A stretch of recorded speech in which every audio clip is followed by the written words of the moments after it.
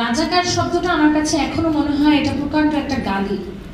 100% এটা একটা গালি।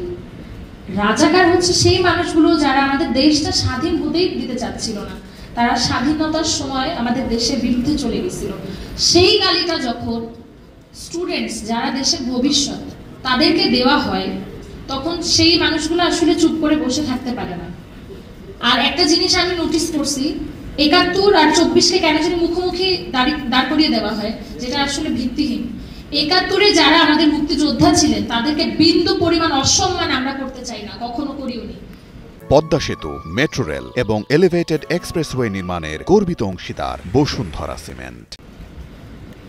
কখনো করতে চাই না। তারা ছাড়া আমরা কি এই যেভাবে দাঁড়ায় আছি কথা বলতেছি কখনোই হতো না। কিন্তু এটা ইচ্ছা করে ন্যারেটিভটা দাঁড় করিয়ে দেওয়া হয় যাতে তাদের দলটা ভারী হয়, তারা মানুষকে ভুল বোঝায়। ৭১ ছাড়া কিন্তু আমরা কখনোই বাংলাদেশটা পেতামই না। তারা কিন্তু আমাদের কাছে সাহস, শক্তি। ইনফ্যাক্ট আন্দোলনের সময় সবাই কিন্তু ৭১-এর মুক্তিযোদ্ধাদেরকে স্মরণ করছে অনেক ক্ষেত্রে। তারা বলেছে যে না, তারাও কিন্তু দেশের বিপদে চলে আসছিল। আর আমার কাছে একটা জিনিস অনেক খারাপ লাগে কি, ৭১ সালে বাহিরের দেশের যারা পুলিশ আছে বা সশস্ত্র বাহিনী, তারা হচ্ছে পাকিস্তানিরা বাঙালিদের গায়ে গুলি চালাইছিল। কিন্তু এই ২৪-এ যেটা হয়েছে, বাঙালির উপর গুলি চালাইছে। কি অদ্ভুত! আমার বাবার টাকায় কেনা বুলেট দিয়ে আমার ভাইকে মেরে ফেলছে। আমার বাবা ট্যাক্স দেয় না, আমরা কোথাও যাই ট্যাক্স দিই না, দোকানে কেনাকাটা করলে ট্যাক্স দিই না, এটা তো সরকারের কাছেই যায়। সেই ট্যাক্সের টাকায় কেনা গুলি দিয়ে আমার ভাইকে মেরে ফেলছে। আমি জানি না আপনাদের কোন আইনে আছে যে দিনে দুপুরে একটা মানুষকে মাথায় গুলি করে মেরে ফেলে। আমার ভাইকে একটা গুলি করছে, এই কানের উপর দিয়ে ঢুকে পিছন দিয়ে বের হয়ে গেছে, ব্রেন সহ বের হয়ে গেছে সাথে সাথে। অনেক যদি অন্যায় করে ফেলতো তাহলে সেই ক্ষেত্রে পায়ে গুলি করতো। মেরে ফেলার মতো অধিকার আমার মনে হয় না কারো আছে।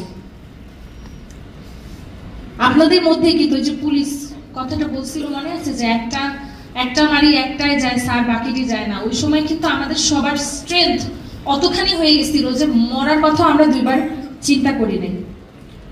আপনাদের কাছে আমার শেষ একটা অনুরোধ, আমি এটা বলে আমার কথাটা শেষ করব। সেটা হচ্ছে, আমরা মোটামুটি সবাই, আমাদের বর্তমান গ্যাজেটেড ৮৪৪ জন আছে শহীদ, তাদের প্রত্যেকের যে খুনের বিচার হওয়া পর্যন্ত আপনারা আমাদের সাথে থাকবেন। কোনোভাবে যাতে বিচারটা আটকে না যায়।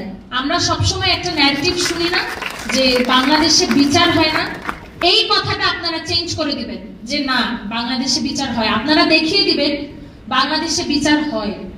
একদম দিনের আলোর মতো পরিষ্কার যে এই খুনগুলোর বিচার যদি না করতে পারেন না, কখনো অন্য কোনো কিছু না, বাংলাদেশে এভাবে হইতে থাকবে কন্টিনিউয়াসলি। এই বিচারটা একটা নিদর্শন হয়ে থাকবে। আর আমি কখনো আমার ভাইকে আসলে বলতে পারবো না আমি তাকে নিয়ে কতখানি গর্বিত। আমি তাকে নিয়ে অনেক বেশি প্রাউড ফিল করি। তাকে কখনো এটা বলা হয়নি। তাকে অনেক পড়াশোনার জন্য বা সবকিছু মিলে অনেক বকা দিতাম, কিন্তু কখনো বলি নাই যে ওকে নিয়ে অনেক প্রাউড ফিল করি। আপনারা সবাই আমার ভাই শহীদ মাহমুদুর রহমান সৈকত সহ সকল শহীদদের আত্মার মাগফিরাতের জন্য দোয়া করবেন, এবং যে সকল আহত আছে তারা যাতে দ্রুত আরোগ্য পায়, এবং সেই সাথে তাদের যতটুকু সম্ভব আপনাদের পক্ষ থেকে তাদের বেটার ট্রিটমেন্ট পারপাসে বাহিরে যেতে অনেক স্বাস্থ্য মন্ত্রণালয়ে যারা আছেন তাদের হাত দিয়ে কিন্তু আহতরা বাহিরে যাচ্ছে ট্রিটমেন্ট পারপাসে। যদি বাংলাদেশে সেই ট্রিটমেন্টটা দেওয়া পসিবল না হয়, সেই জিনিসটা যাতে দ্রুত সময় হয়, এই জিনিসটা দেখবেন।